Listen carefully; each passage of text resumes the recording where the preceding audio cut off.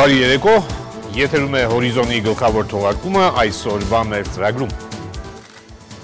Հանդիպում նախագահականում, Վրաստանի արտգործնախարարը Երևանում է։ Պատմական շքերթներն ու կոնկուրսի այսօրը, սոցիալիստական հեղափոխության տարեդարձը Հորիզոնի թեմատիկ անդրադարձում։ Իջոտ, վայնա, նարոդնայա։ Ալվել է արդեն է սեղաշ եղած ու գազի արտահոս կսկսե պաժարենները։ Էլեկտրալարը հրդեհի պատճառ, շենքում գազամատակարարումը ժամանակավոր ընդհատվել է։ Եթե այդ տեղումները արևմտյան կեսում նույնպես դիտվեն, դրանք կլինեն ջանփաթիլների տեսքով։ Ձյուն հարավում եւ հյուսիսում, ջերմաստիճանն այսօր իջել է մոտ 10 աստիճանով։ Ինչու են Երուսաղեմում թքում հայերի վրա, հուդայական կոլեգային հարվածած հայ հոգևորականին արդարացրել են։ 18 ամսվա ընթացքում մենք պետք է կարողանանք այս ամենը իրագործել։ Ֆինանսական հատկացումների ակնկալիքով Նուբարաշենի թունաքիմիկատների գերեզմանոցի խնդիրը կրկին օրակարգում։ Պետք է դրա համար մշակել եւ ընդունել օրենք փորձաքննությունների մասին։ Վթարի վերականգնում 3D գրաֆիկայով, նորարարական մեթոդի ներդրման փորձ Հայաստանում։ Պարիժ թե կարող ես 2, նախագիծն ավարտված է, հաղթողը հայտնի։ Մի րոպե ոնց որ ես չլինեի բեմի վրա ու ոնց որ անջատված լինեի։ Երկրից դուրս կյանքի ապացույց չկա, Ամերիկայի իշխանությունների պաշտոնական հայտարարությունը։ Լուսնային տուրիզմը ոչ հեռու ապագայում, ՆԱՍԱ-ի ծրագրի մասին ուղիղ միացում Լոս Անջելեսից։ Մեկնման նոր սրահ Զվարթնոցում, օդանավակայանը նաև հյուրանոց կունենա։ Զգացի, որ ես ոչ էլ այստեղից գնացել եմ։ 75 տարիների ճանապարհ եւ հիշողություններ, Մանսուրյանի հեղինակային երեկոն Հայրենի քաղաքում։ Սկսենք այցերից, Երևանում է գտնվում Վրաստանի արտաքին գործերի նախարար Գրիգոր Վաշադզեն եւ այսօր նրան ընդունել է Սերժ Սարգսյանը։ Նախագահը ընդգծել է, որ երկկողմ կապերին հատուկ դինամիկա է հաղորդում բարձր մակարդակով կանոնավոր քաղաքական երկխոսությունը։ Հայաստանի նախագահի Վրաստան կատարելիք պաշտոնական այցից առաջ զրուցակիցները քննարկել են նաև այդ այցի հետ կապված հարցեր։ Վաշադզեն նշել է, որ երկու երկրների արտաքին գործերի նախարարությունները աշխատում են այցը պատշաճ նախապատրաստելու ուղղությամբ։ Հիշենք, որ այսօր նոյեմբերի 7-ն է, որը նախկինում շուկով էր տոնվում, երբ Հայաստանը անկախացավ։ Թեժ վեճեր սկսվեցին նախկինում նշվող տոների շուրջը, մի պահ նույնիսկ մայիսի 9-ը որոշվեց հանել պետական տոների ցանկից, բայց հետո վերականգնեցին։ Իսկ նոյեմբերյան տոնը այնուամենայնիվ դարձավ սովորական օր։ Քիչ հետո այս մասին ավելի մանրամասն կխոսենք Արամ Աբրահամյանի հետ, թեմատիկ վերլուծություններ շարքում, բայց չմոռանանք, որ կա Հայաստանում առնվազն մի քաղաքական ուժ, որը համոզված է այն, ինչ տեղի է ունեցել 1917 թվականին, միայն դրական էր։ Դիտենք։ Ինչ օր է, գիտեք։ Այսօր չգիտեմ։ Ճիշտն ասած, չեմ կարողանում ասել։ Երկրաշարժի օրը չի։ Դավոյի ծնունդը չի։ Չգիտեք։ Ալո։ Բարի լույս, շատ շնորհակալ եմ, զգացված եմ։ Հայաստանի կոմունիստական կուսակցության կենտրոնական կոմիտեի առաջին քարտուղարը իր ծննդյան օրն այսքան զանգեր չի ստանում, որքան նոյեմբերի 7-ին։ Հայաստանի կոմունիստներից շատերն են իրենց պարտքը համարում զանգահարել ընկեր Թովմասյանին ու շնորհավորել։ Ինչպես ինքն է ասում, հաճախ նույնիսկ զարմանում ու զայրանում է, թե ինչպես է, որ այդքանից հետո տոնը համընդհանուր չի դառնում։ Չէ՞ որ այդպիսին է եղել։ Թովմասյանն ամեն տարի այսօրը երկակի զգացողություն է ունենում՝ հիացմունք, երբ այսօրվա ոչ կոմունիստներն են սա ասում։ Նոյեմբերի 7-ն է, հեղափոխության օրն է։ Հիասթափություն, երբ նախկին կոմունիստները չեն հիշում։ Երկուշաբթի է, չեմ հիշում։ Ոչնչացրեց մարդու կողմից մարդուն շահագործումը։ Ամեն ինչ տրվեց ժողովրդին։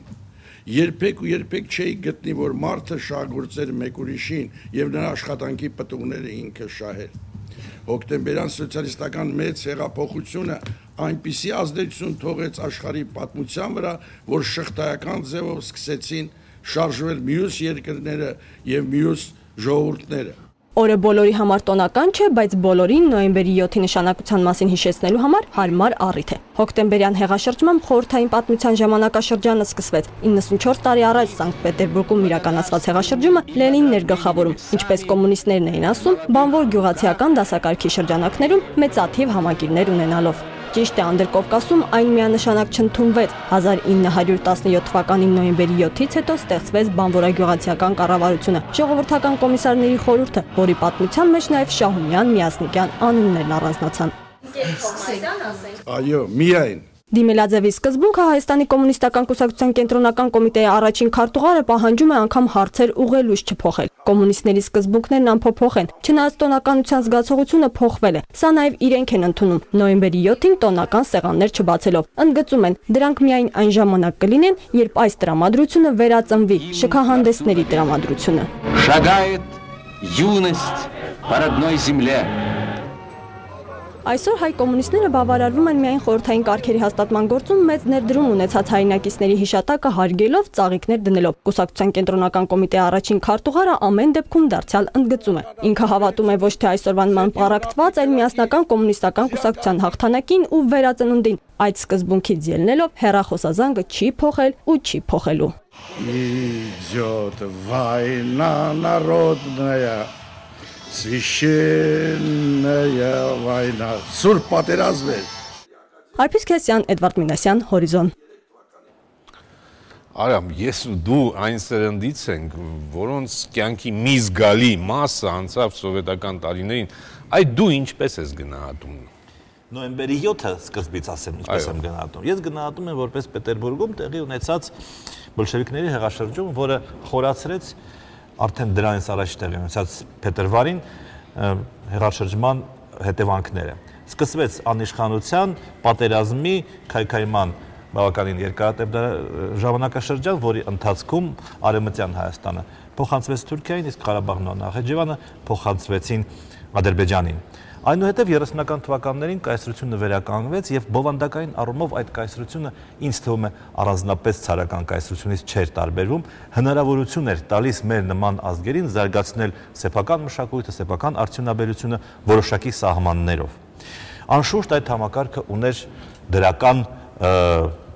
դրսևորումներ եւ անվիճելի առավելություններ, բայց եթե ինձ հարցնես անձամբ ինձ, ես ունեմ ինչ-որ նոստալգիկ զգացմունքներ, բնականաբար չունեմ։ Պատկերավոր ասած, ինձ ավելի ձեռնտու է ցուցափեղկից, հա, վաճառասեղանից առնել իմ փողով այն երշիկը, որը դրած է վաճառասեղանին, քան ստորանալ գործակատարի առաջ եւ խնդրել նրան, որ նա ինձ տա այն երշիկը, որը շատ էժան է եւ անտրամաբանական էժանգին ունի։ Լավ, Արամ, այդ դեպքում մի այսպիսի սկզբունքային հարց, որը մի անգամ տվեց Գուրգեն Մահարու տղան, շատ պարկեշ լավ մարդ է, որի հետ ես աշխատել եմ ժամանակին, նա այսպիսի մի հարց բարձրացրեց։ Ասաց, երբ որ քանդում են ինչ-որ բան, դրա տեղը ավելի լավ բան են ստեղծում եւ դրա համար են քանդում։ Արդյոք այդպես եղավ։ Արդյոք սա արդարացված է։ Մի բան քանդեցին, որպեսզի ավելի լավը ստեղծեցինք։ Հա, հետաքրքիր է, որ ռեպրեսիայի զոհի այո, հենց նա որ տուժել էր բանը, այդ սկզբունքային հարցը նա է բացած։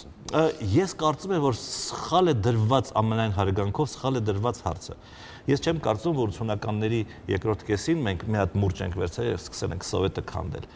Սովետը ստեղծել էր անդրադառնական նախ եւ առաջ անհեթեթ տնտեսական համակարգ, որտեղ տվյալ ապրանքի նաև աշխատանքի արժեքը եւ նրա պաշտոնական գինը խիստ տարբեր էին եւ ոչ մի կապ իրար հետ չունեին։ Այդ դեպքում դու ավելի շատ ես ծախսում նաև զենքերի վրա, հա, որովհետեւ համակարգն այդպեսին էր, քան կարողանում ես վաստակես։ Երբ մարդը այդպես անում, նա դառնում է բոմժ։ Երբ հիմնարկն է այդպես վարվում, նա սնանկանում է։ Երբ պետությունն է այդպես անում, նա պարզապես վերանում է։ Այդպես որ Սովետը ոչ ոք չի քանդվել, այն ինքն իրեն է քանդվել։ Լավ,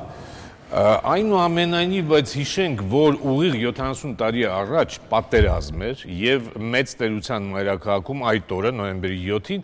կրկին զորահանդես տեղի ունեցավ, բայց այն տարբերվեց մյուս բոլոր զորահանդեսներից, ինչու որտեղ տեխնիկան եւ զինվորականները հենց Մոսկվայի Կարմիր հրապարակից ուղևորվեցին ռազմաճակատ։ Այժմ Մոսկվայում է Վահե Ավանեսյանը, Վահե, լսում ես ինձ։ Այո, Արմեն, բարի երեկո։ Չգիտեմ, դու մասնակցել ես այդ այսօր կայացած միջոցառմանը, թե ոչ, ես տեսա կադրեր, ինձ համար բավական հետաքրքիր էր, չէ՞, կարծես թե պատմությունը վերականգնվեց։ Այո, Արմեն, ես ականատես էի այդ մեծ տոնախմբությանը, սա երևի թե նոյեմբերի 7-ի շքերթը, որ տեղի ունեցել 70 տարի առաջ, երևի թե նոյեմբերի 7-ի այն իրադարձություններից է, որ միանշանակ է ընկալվում համենայն դեպս հետխորհրդային տարածաշրջանում, սա մի օր էր, որը հեղաշրջում մտցրեց արդեն համաշխարհային պատերազմ, երկրորդ համաշխարհային պատերազմի մեջ, այսպես ասած, դա մի բեկումնային օր էր, երբ խորհրդային միությունը հոգեբանորեն համախմբվեց եւ ցույց տվեց իր կամքը, որ այս պատերազմում նրանք պարտվել չեն ցանկանում եւ պատրաստ պայքարել հաղթանակի համար։ Սա իրոք մեծ իրադարձություն էր եւ Կարմիր հրապարակում ամբողջովին վերականգնել էին այդ պատմական իրադարձությունը եւ ցույց էին տալիս թե ինչպես է այն տեղի ունեցել, սա իր կարգի մեջ եզակի էր թե մասշտաբով, թե մասնակիցների թվով եւ իհարկե հանդերձանքով, որ ներկայացված էր այդտեղ։ Առաջարկում եմ դիտել տեսանյութը։ Դիտենք։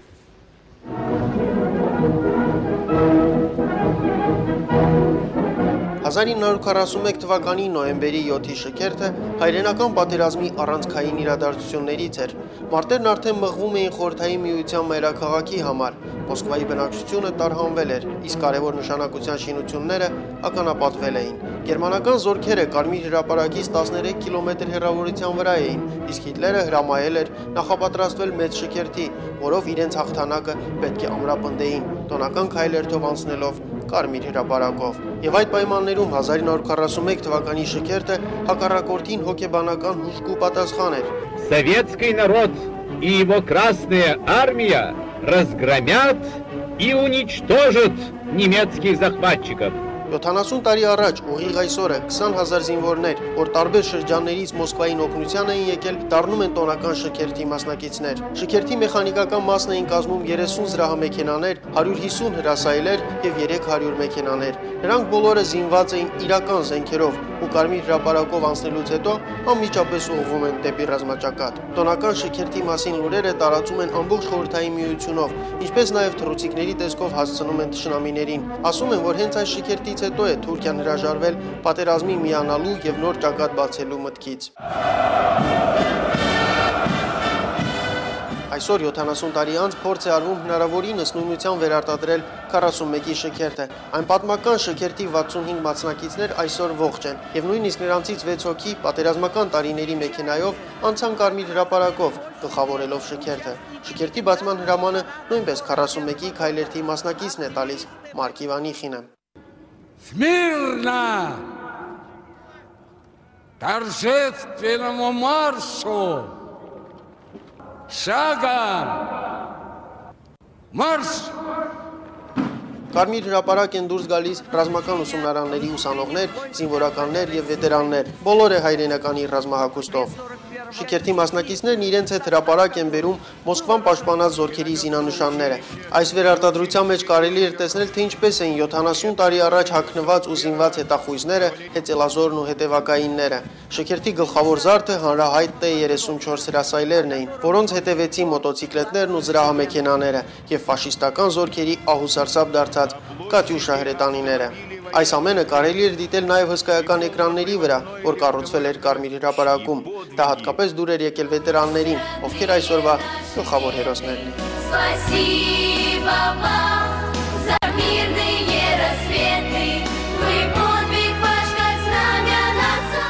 Կայա Օնեսյան, Վլադիմիր Եսայան, Մոսկվայից, հատուկ հորիզոնի համար։ Եվ միջազգային այլ իրադարձությունների մասին մեր միջազգային բաժինը սկսենք Հունաստանից, որտեղ այս օրերին ողջ Եվրոպայի հայացքը Աթենքին է ուղղված։ Կիրակի օրը իշխանությունները եւ ընդդիմությունը վերջապես համաձայնեցին կազմավորել ազգային միասնության կառավարություն, բայց վերլուծաբանները հոռետես են։ Ինչպես են այդ մարդիկ միմյանց հետ աշխատելու, երբ այդ մարդիկ միմյանց պարզապես ատում են։ Դիտենք։ Վարչապետ Գեորգիոս Պապանդրեոն վերջապես համաձայնեց հեռանալ եւ այժմ իշխող եւ ընդդիմադիր կուսակցությունները պետք է նստեն բանակցությունների սեղանի շուրջ որոշելու թե ինչպես են երկիրը դուրս բերելու ծանրագույն վիճակից։ Նոր վարչապետը դժվար թե որևէ կուսակցությունից լինի։ Ամենայն հավանականությամբ կառավարությունը կգլխավորի այս մարդը՝ Լուկաս Պապադեմոսը, Եվրոպայի կենտրոնական բանկի նախկին փոխնախագահ, իսկ փետրվարին արտահերթ ընտրություններ տեղի կունենան։ Նիկարագուայում 3 տեղի ունեցած ընտրություններում նախնական տեղեկություններով հաղթել է նախագահ Դանիել Օրտեգան։ Նախկին մարքսիստի եւ հեղափոխականի կողմնակիցները արդեն տոնում են հաղթանակը։ Մինչդեռ վերլուծաբանները մտավախություն ունեն, որ Օրտեգան ցանկանում է հավերժ մնալ նախագահի պաշտոնում, Վենեսուելայի առաջնորդ Ուգո Չավեսի նման։ Միացյալ Նահանգների իշխանությունները պաշտոնապես հայտնել են, որ տեղեկություններ չունեն այլ մոլորակայինների մասին։ Պատասխանելով այն մեղադրանքներին, թե Սպիտակ տունը հանրությունից թաքցնում է երկրից դուրս գոյություն ունեցող կյանքի մասին տվյալները, Օբամայի վարչակազմի ներկայացուցիչը հայտարարել է. ԱՄՆ-ի կառավարությունը չունի որևէ ապացույց, որ մեր մոլորակից դուրս կյանք գոյություն ունի։ Վենեսուելցի Իվիան Սարկոսը հաղթող է ճանաչվել Միս աշխարհ գեղեցկության մրցույթում։ Գեղեցկուհին ունի 12 քույր եւ եղբայր եւ ըստ որոշ տեղեկությունների ժամանակին լրջորեն մտածել է միանձնուհի դառնալու մասին։ Մրցույթը ողջ աշխարհում դիտել է մոտ 1 միլիարդ մարդ։ Եվ մշակույթի մասին։ Լոս Անջելեսում բացված կինոփառատոնում առաջին անգամ ներկայացվել է Հոլիվուդի լեգենդ Մերլին Մոնրոյի մասին պատմող կինոնկարը։ Մոնրոյի դերը կատարում է Միշել Ուիլյամսը։ Մերլին Մոնրոն մահացել է 1962 թվականին 36 տարեկան հասակում։ Իսկ իր արտարոց վարքով հայտնի երգչուհի Լեդի Գագան 4 մրցանակ է շահել MTV-ի ամենամյա մրցույթում։ Արարողությանը նա ներկայացել էր այսպիսի տեսքով՝ դիմակ հիշեցնող հսկա գլխարկով։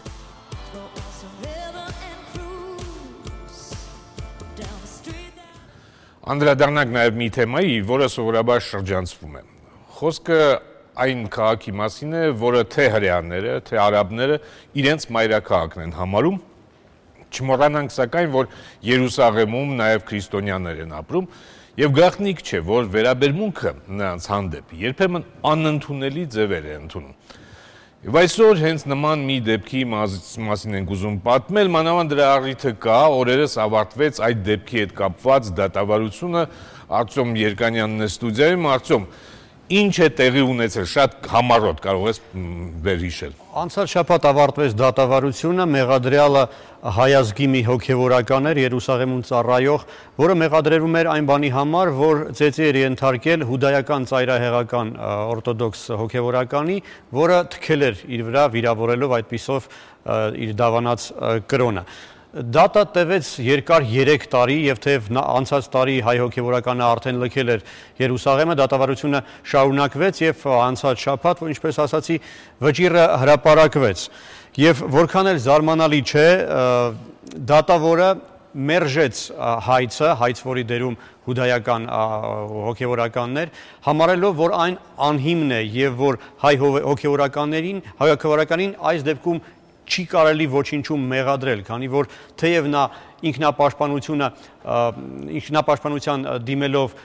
խախտել է օրենքը, քանի որ ինքն դատաստան է տեսել, այնուամենայնիվ նա պաշտպանվել է եւ պատասխանել է։ Այսինքն հայը արդարացվեց։ Միանշանակ արդարացվել է, ավելին ընդունված որոշման վճռի մեջ եւ վճռի մեկնաբանության մեջ նկատվում է, որ դատավորը անուղղակիորեն մեղադրանք է առաջ քաշում հենց հայցվորին եւ եթե պատասխանողը այս դեպքում հակընդդեմ հայցով հանդես գար, միգուցե շանս ունենար հաղթելու եւ ուրեմն այս գործում, սակայն Երուսաղեմի հայոց պատրիարքությունը որոշեց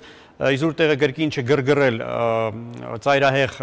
ֆունդամենտալիստ հուդայականներին, որոնք Երուսաղեմում բավական ազդեցիկ են։ Հատկանշական է, որ դատավարության ընթացքում այդ հուդայականը նշել էր, որ նա թքել է ոչ թե հայ քրիստոնյայի վրա, այլ սեփական ոտքերի տակ, քանի որ հիվանդության ունի, ուրեմն չափից դուրս թքի արտադրության։ Դատավորը այդ վարկածը մերժեց, հայտարարելով, որ հակառակ դեպքում, եթե դա այդպես է, ապա նա դատավարության ընթացքում նույնպես պետք է նույնը աներ։ Լավ, Արտем, բայց ինչով է պայմանավորված այսպիսի վերաբերմունքը։ Ծայրահեղ արմատական հուդայական օրթոդոքսները նման կերպ են դրսևորում, երբ քրիստոնյա են տեսնում, իսկ քրիստոնյաներին նրանք համարում են անաստվածներ, իսկ անաստվածին վիրավորելը իրենց պատկերացմամբ Աստծո հավանության արժանի գործ է։ Նշեմ, որ ավանդական հուդայական կրոնը միանգամայն մերժում է այս խայտառակ դրսևորումները եւ հուդայական ռաբիները եւ հրեական մտավորականները բազմիցս անդրադարձել են այս թեմային եւ դատապարտել այսպիսի արարքները։ Սակայն ոստիկանությունը եւ նույնիսկ քաղաքական իշխանությունները չեն ցանկանում նեղացնել ծայրահեղ արմատական հուդայականներին, որոնք իսկապես Երուսաղեմում բավական ազդեցիկ են։ Պատճառը դեմոգրաֆիան այցանելիության քանակը նրանց ընտանիքներում։ Եվ հաճախ դատապարտում են ոչ թե վիրավորողին, այլ այդ վիրավորողին պատժող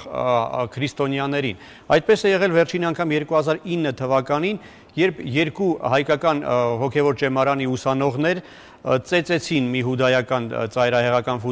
ֆունդամենտալիստի, որը իրենց վրա թքել էր։ Արդյունքում նրանց ձերբակալեցին, պահեցին բանտում եւ այնուհետ առանց որևէ դատարանի վճռի երկրից վտարելու որոշում կայացվեց։ Թեև այնուհետ անվերանայվեց։ Եվ ընդամենը մի դեպք եմ հիշում, երբ քրեական պատասխանատվության կանչվեց հուդայական ֆունդամենտալիստը, որը այդպիսի ձևով վիրավորել էր հայ հոգևորականի, Ծվի Ռոզենտալ անունով մի երիտասարդ հուդայական թքել էր Երուսաղեմի arczepiskopos Նուրհան Մանուկյանի վրա եւ սիմվոլիկ պատիժ էր սահմանվել։ 75 օրվա ընթացքում նրան արգելվել էր լացի պատին մոտ գալ։ Սակայն այս պատմությունը շարունակություն ուներ։ Պարզվեց, որ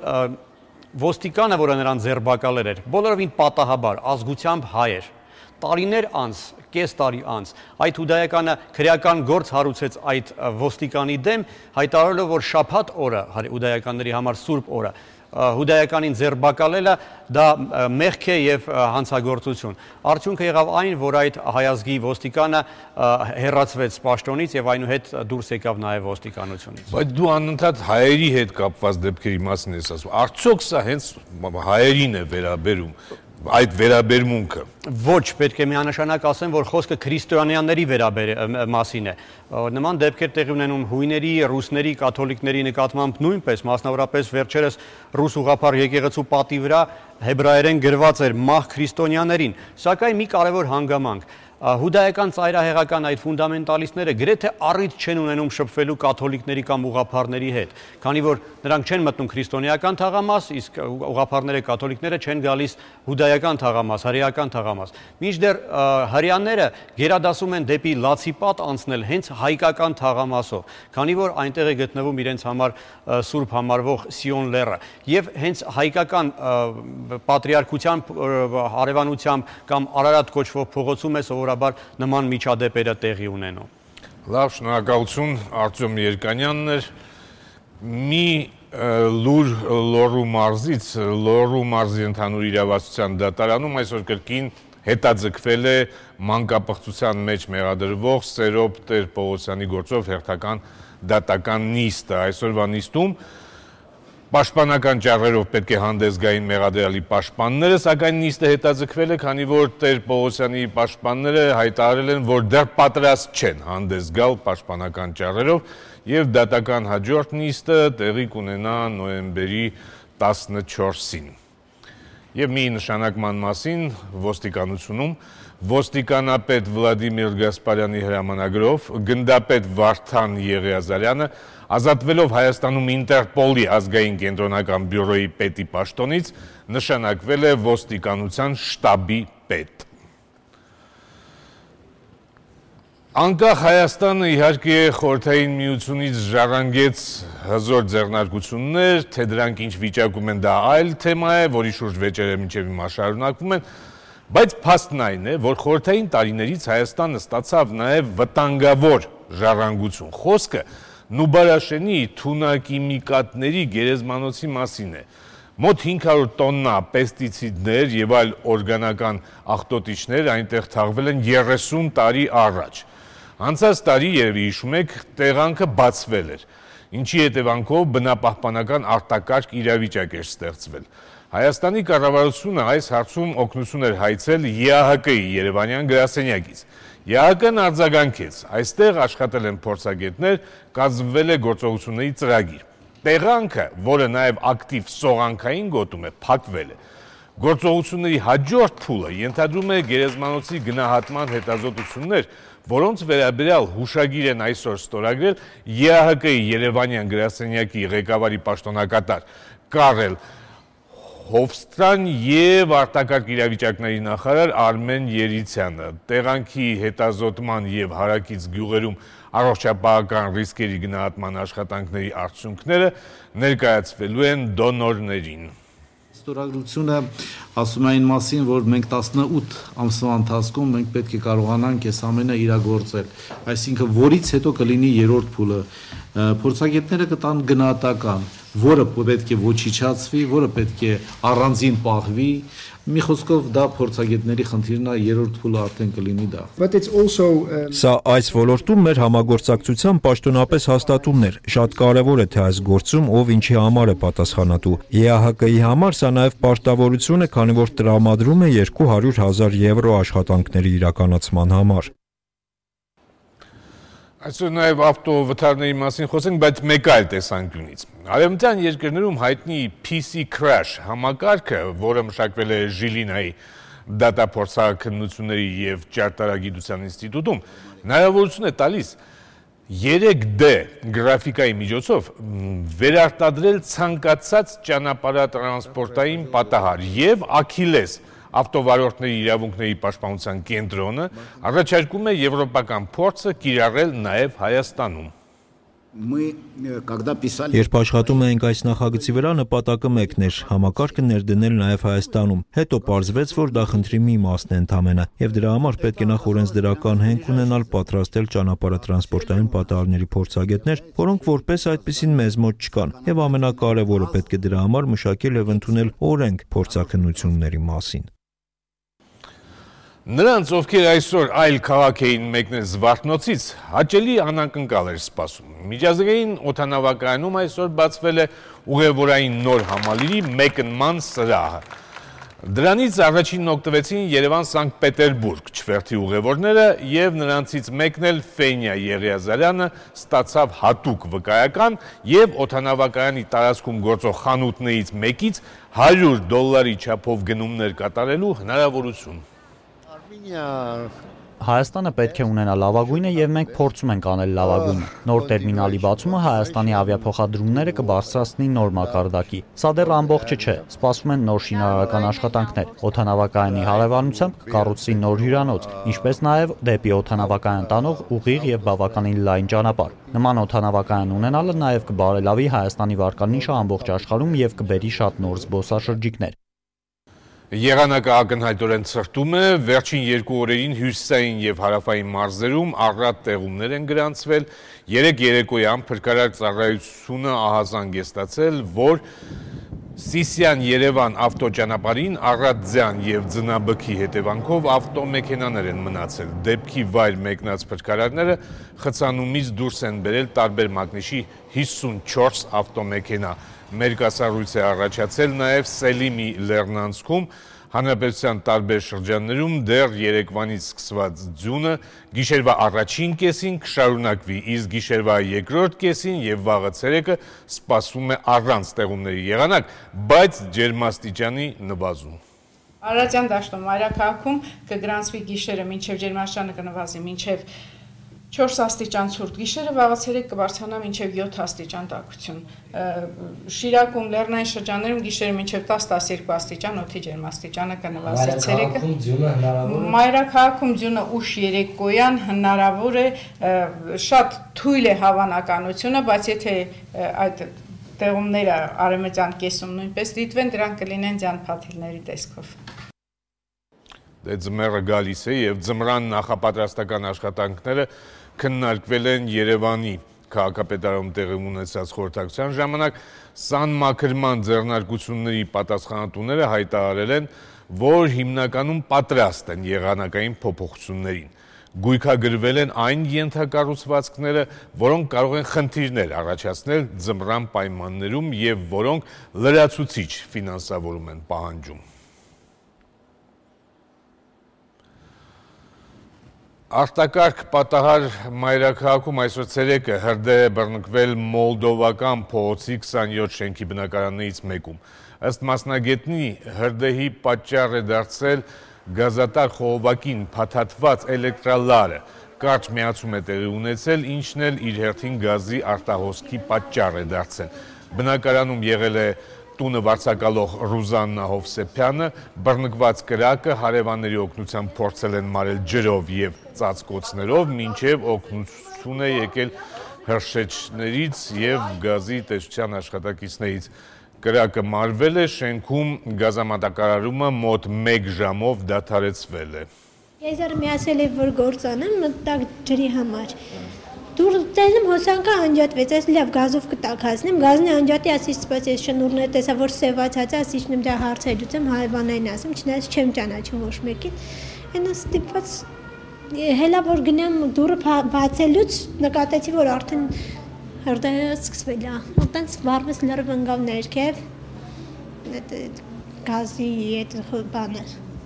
Շոջիկը լրիվ հավվեց, հերթով ընկավել, ջուր ենք լցրել, աջալ չգիտեմ հարևանը եկել են ինչ են արել։ Հոսանքի գեզերի լարա, թե ինչ է, այսի բերը փաթաթել են գազի տրուբին,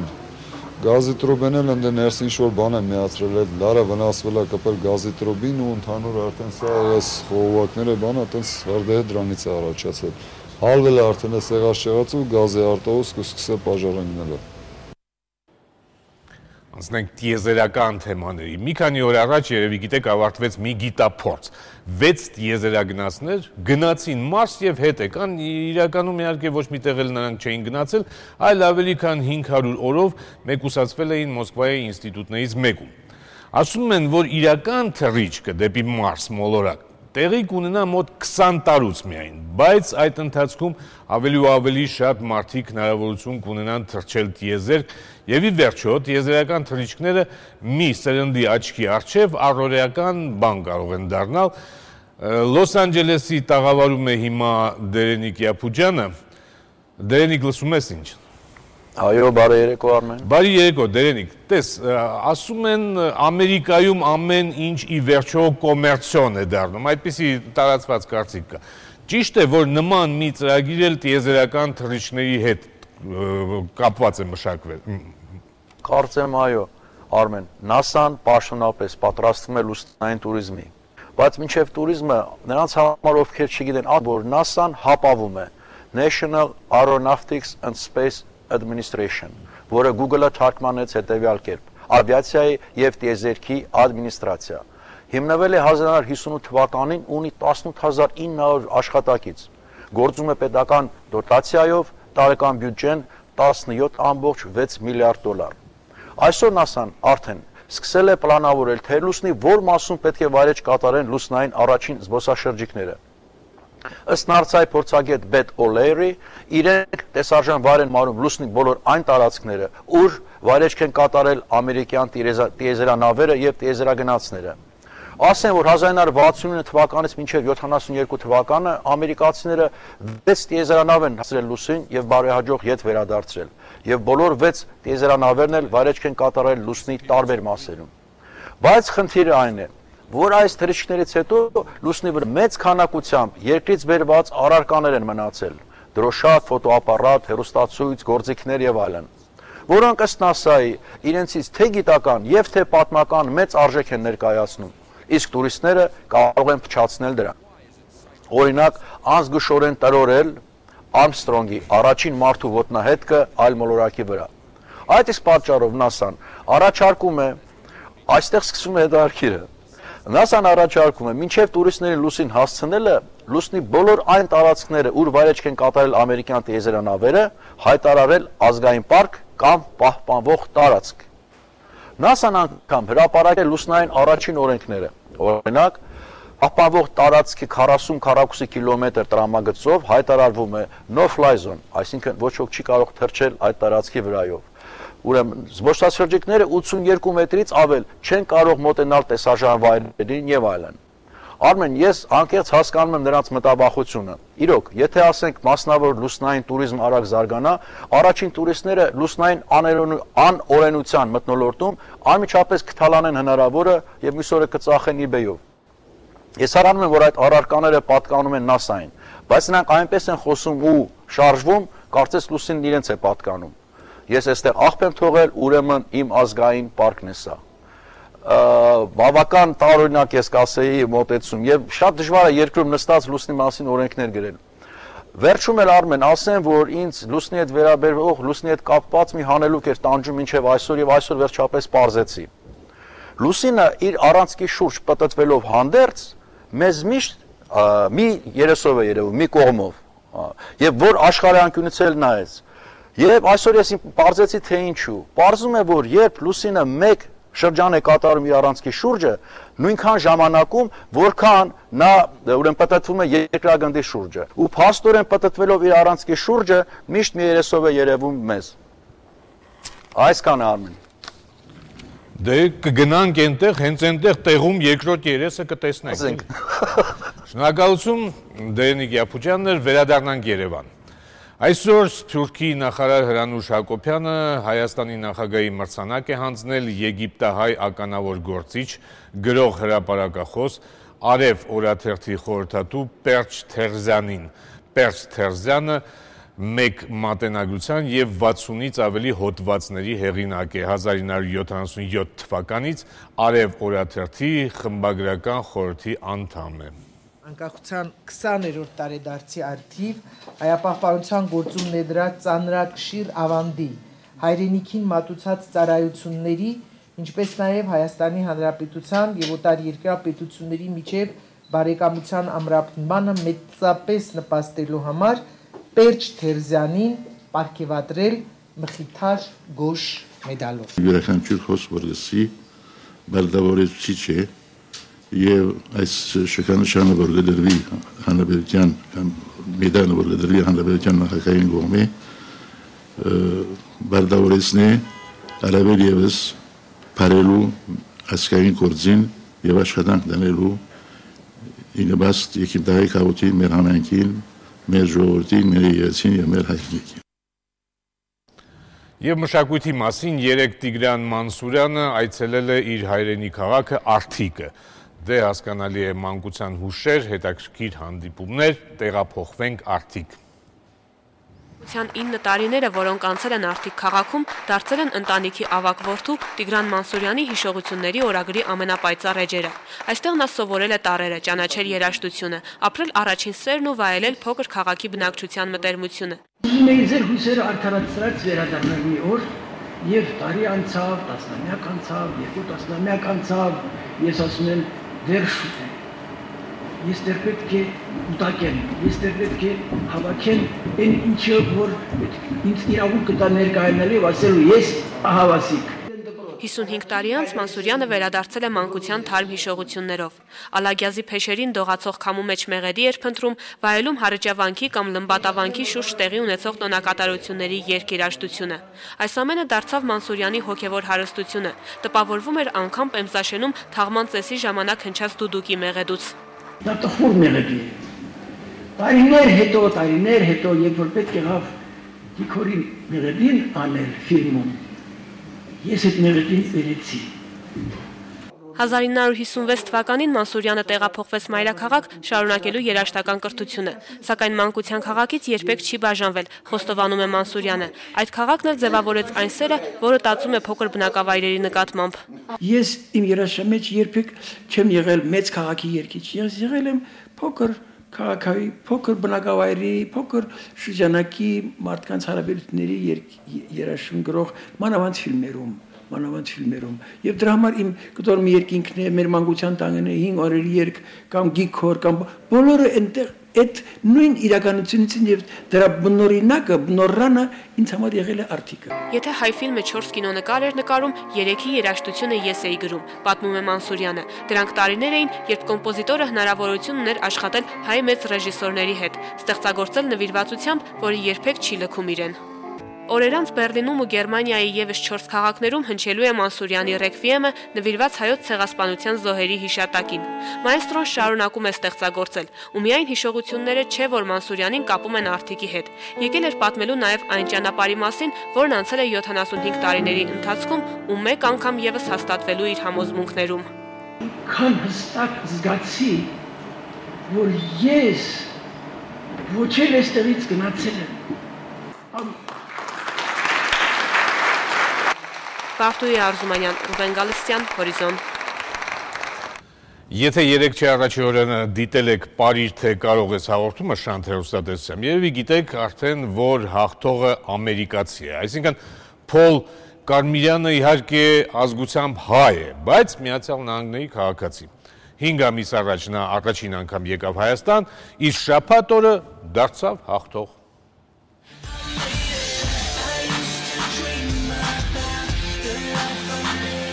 Արդեն ժողովուրդը ոնց որ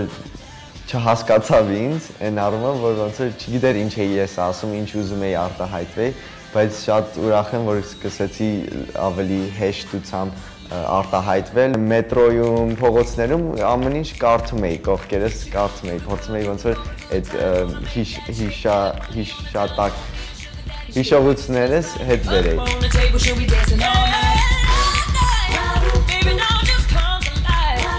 Հիմա արդեն ոնց որ հայերեն եմ մտածում, որ խոսում եմ, առաջ անգլերեն էի մտածում ու թարգմանում էի հայերեն, դրա համար շատ մարդիկ չէին հասկացում։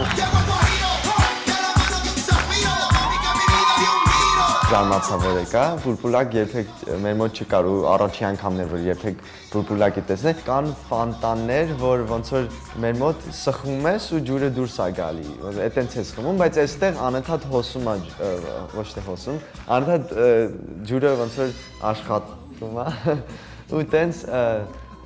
չգիտեմ, ժամերով ոնց որ գնում էի ջուր եկա, բայց չէր հագեցնում, չգիտեմ ինչու չէր հագեցնում, անընդհատ ուզում էի էլի խմել։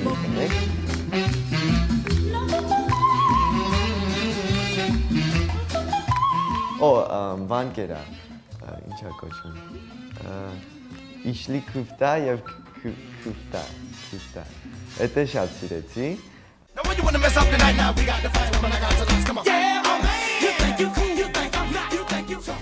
Շատ եմ հիշելու բազմաոճ բարերը, որ մի շաբաթվա մեջ պիտի սովորենք ու այդ ոնց որ ստիպում էր, որ ոնց որ ինչքան որ կարող հնարավորություն ունես, միանգամից այդ բարերը ընկալես ու շատ հետաքրքիր էր ու շատ փորձ տվեց ինձ այն փաստը, որ տարբեր զույգերի հետ պիտի փորձենք։ Իմ համար շատ հետաքրքիր էր լրիվ շոուի միջավայրը, որ մենակ ոնց որ պարում ենք, բայց նույն դեպքում ոնց որ ժողովուրդը տեսնում էր մեր ոնց որ անձնավորությամբ ու տեսնում էր ոնց որ պարելու ժամանակ մեր դիմախաղերը։ Պարիր թե կարող ես նախագծի երկրորդ եթերաշրջանի հաղթող է ճանաչվում Փոլա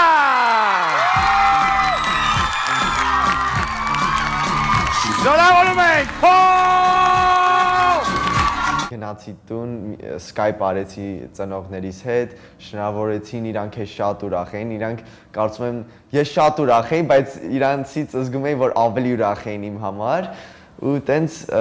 շատ ոնց որ շատ դրական ոնց որ օր էր էդ, ու շատ ոնց որ օթերում լինեի, ոնց ասում եմ։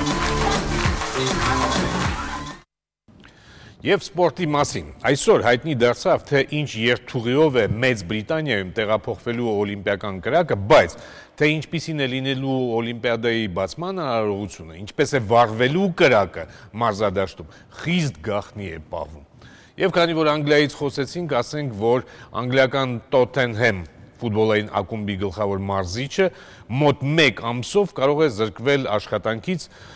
Վարդան Թադևոսյանն է ստուդիոյում, ինչու Վարդան։ Արմեն ասեմ, որ սա հարկադիր պարապուրտ է լինելու, որտեվ ընդամենը մեկ շաբաթ առաջ Հարի Ռենդապը վիրահատվել է եւ բժիշկները նրան խորհուրդ են տվել, որ ավելի հանգիստ վիճակում լինի։ Նրանք նշել են նաեւ, որ հենց այդ հիմնական վիրահատության եւ հիվանդության պատճառը եղել է ստրեսները, որ հաճախ նկատում են նաեւ մարզիչների մոտ, հանգստանալ, հետո նոր աշխատել, սա եղել վերջնական խորհուրդը նրան։ Պարզ է։ Սպորտի գործընկեր Բոմոն, միշտ մի փոքր ավելին։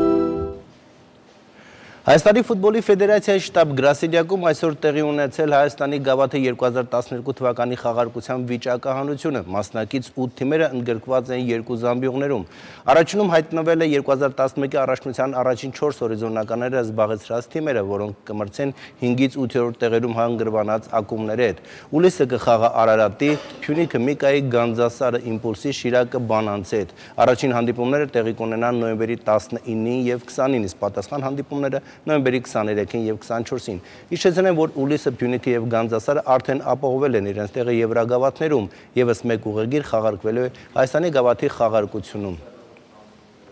Այսօր Հունաստանի Պորտոկարաս քաղաքում կայացավ շախմատի Եվրոպայի թիմային առաջնության 5-րդ տուրը։ Հայաստանի տղամարդկանց հավաքականը մրցում էր Դանիայի ընտրանու հետ, իսկ կանանց հավաքականը ուժերը չափեց Սլովենիայի հետ։ Տղամարդկանց պայքարում տուրի կենտրոնական հանդիպումը Ուկրաինայի եւ Ռուսաստանի հավաքականների միջև հանդիպումն էր։ Կանանց առաջնությունում այսօր կայացավ ոչ միայն տուրի, այլև ողջ մրցաշարի կենտրոնական հանդիպումը։ Ռուսաստանի եւ Վրաստանի հավաքականների մրցավեճն ավարտվեց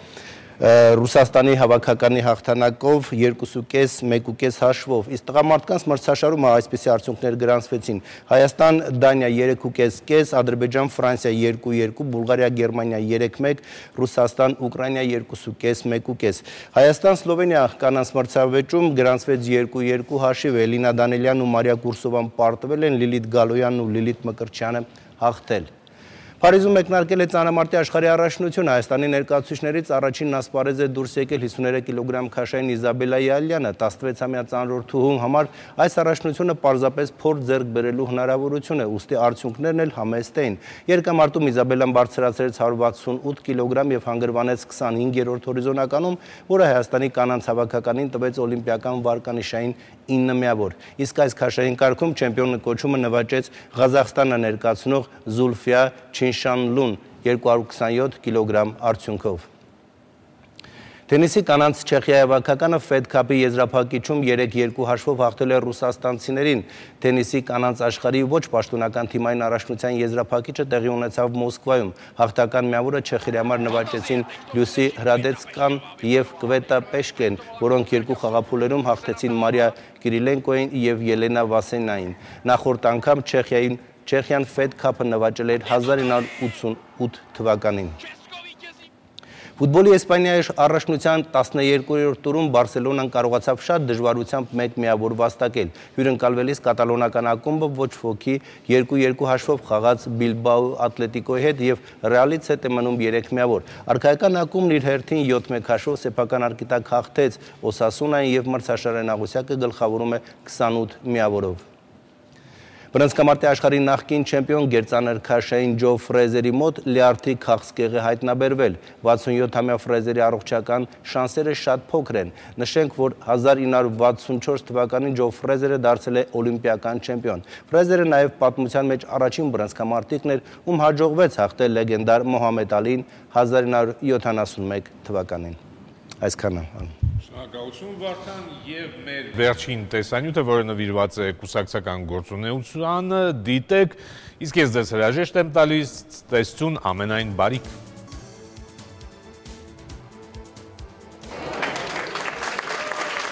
Արդեն ավանդական այս դահլիճը մարդաշատ է, մեղմ ասած։ Ինչպես դահլիճում, այնպես էլ նախասրահում ժողովրդական ձևակերպմամբ ասեղ գցելու տեղ չկա։ Հերթական անգամ հանդիսավոր միջոցառումն ազդարարում է Բարգավաճ Հայաստան կուսակցության շարքերի համալրման շարունակական գործընթացի մասին։ Դահլիճում մայրաքաղաքի կենտրոն վարչական շրջանի բնակիչներն են, մանկավարժներ, արվեստագետներ, բժիշկներ, մարդիկ, ովքեր իրենց տարիների վաստակն այսօր ուզում են ծառայեցնել Բարգավաճ երկրի կառուցմանը։ Ողջունելով իր նոր կուսակիցներին, ԲՀԿ նախագահ Գագիկ Ծառուկյանն ընդգծում է, որ հարգում է վաստակաշատ մարդկանց քաղաքականություն մտնելու որոշումը եւ մշտապես արդարացվելու է կուսակցության հանդեպ նրանց ստացած վստահությունը։ Ամեն անգամ հանդիպումներից հանրության հետ, ժողովրդի հետ մեկ անգամ եւս ավելի պարտավորված ես քեզ զգում։ Մարդը եթե հավատալով, վստահելով քայլ է կատարում, քո կողքը կանգնելով, ուրեմն դու պետք է կարողանաս դա իրականություն դարձնել, կյանքի կոչել։ Իմ նպատակը մեկն է, որնանք բարեկեցիկ ժողովուրդ, բարգավաճ երկիր։ Մարդկանց հնարավորություն տալ, մարդիկ զգան գնահատված են, պաշտպանված են, կա հնարավորություն բոլորի համար։ Շնորհավորում եմ այսօրվա կապակցությամբ, որ ոչ թե դուք պարտադրված ոնց որ տեղեր խոստումներով, այլ ձեր ցանկությամբ, ձեր հավատքով, որ եկել եք, այդ հավատքը մենք սրբության պես պահել ենք, պահպանենք։ Աստված ձեր բոլորին պահապան, թող մեր բոլորի նպատակն իրականություն լինի։ Շնորհակալություն։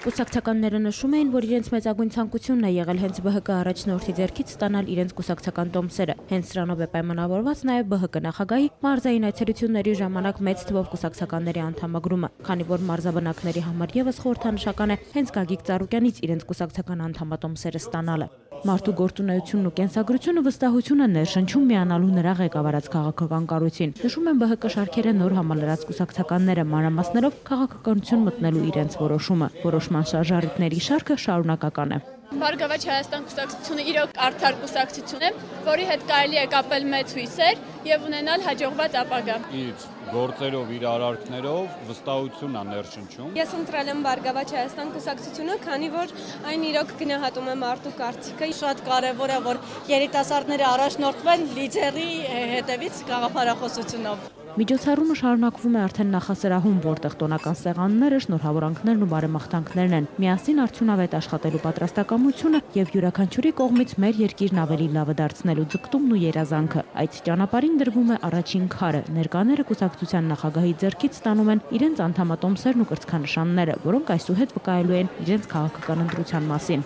Խաչատրյան Արտյոմ